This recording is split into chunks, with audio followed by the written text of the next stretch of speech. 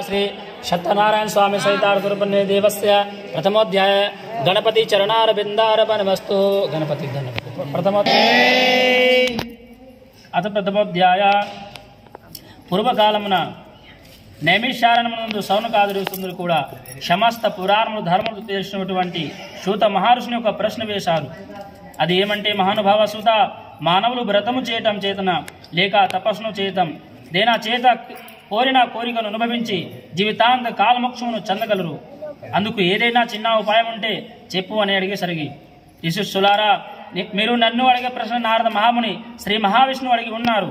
ఆ సంగతి యావత్తు కూడా మీకు చెప్పుచున్నాను, వినవలసిందిగా. ఒక సమయంలో నారద మహాముని ప్రజలందు దయచేత అన్ని లోకములు తిరుగుచు అనంతమున భూలోకమున వచ్చి చూడగా, ఇక్కడ ప్రజలను ఇక పాపకర్మలు చేస్తావు, అనేక దుఃఖముల చేత ఉండడం చేత ఏ ఉపాయం చేత ఈ ప్రజలంతా తరిస్తారని నారద మహాముని మనసు ఆలోచించి విష్ణుడు దర్శనాదేవి వైకుంఠానికి వెళ్ళి శ్రీ మహావిష్ణువు అనేక విధములుగా స్తోత్ర చేయగా, ఆ స్తోత్రానికి శ్రీ మహావిష్ణువు చాలా సంతోషించి, నారద, ఎందు నిమిత్తం వైకుంఠానికి వచ్చిన మీ మనుషులు గల కోరిక చెప్పవలసినదిగా.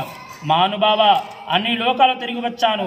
భూలోకములోని ప్రజలు అనేక పాపకర్మ చేస్తూ అనేక దుఃఖములు కూడి ఉన్నారు. ఆ ప్రజలంతా తరించడానికి ఏదైనా చిన్న ఉపాయం ఉంటే తెలుపమని చెప్పి అడిగేసరికి, నారద, స్వర్గం మధ్యాలు కావాలంటున్నటువంటి పుణ్యప్రదమైనటువంటి శ్రీ సత్యనారాయణ స్వామి వ్రతం ఒకటి ఉన్నది. ఈ వ్రతము కనుక చేస్తున్నట్టు అయితే దుఃఖ శోకాలు అని నశిస్తాయి, ధన్యదానిది సంపదలు కలుగుతాయి, ఇతరులకు సౌభాగ్యం సంతానం కూడా కలుగుతాయి. ఎవరు కోరికతో చేస్తారో ఆ కోరికలను కూడా నెరవేరుస్తాయి. ఈ వ్రతాన్ని తిథి వార నక్షత్రములతో నిమిత్తమే లేకుండా ఏ రోజైనా భక్తి శ్రద్ధలతో ఆచరించాలి. వ్రతాంతరం ఆటి పండ్లు, గోధుమ, నూక, పాలు, పంచదార, సుగంధ ద్రవ్యములతో ప్రసాదం తయారు చేసి ఆ దేవుడికి నివేదన చేసి బ్రాహ్మణులకు బంధువులను భోజనాలు పెట్టి దక్షిణాలు తాములానిచ్చి గౌరవించి తర్వాత మాటి మాటికి ఆ శక్తిదేవుని కొని ఆడ్చి వారి ఇళ్లను గుడిచి వెళ్ళవనం.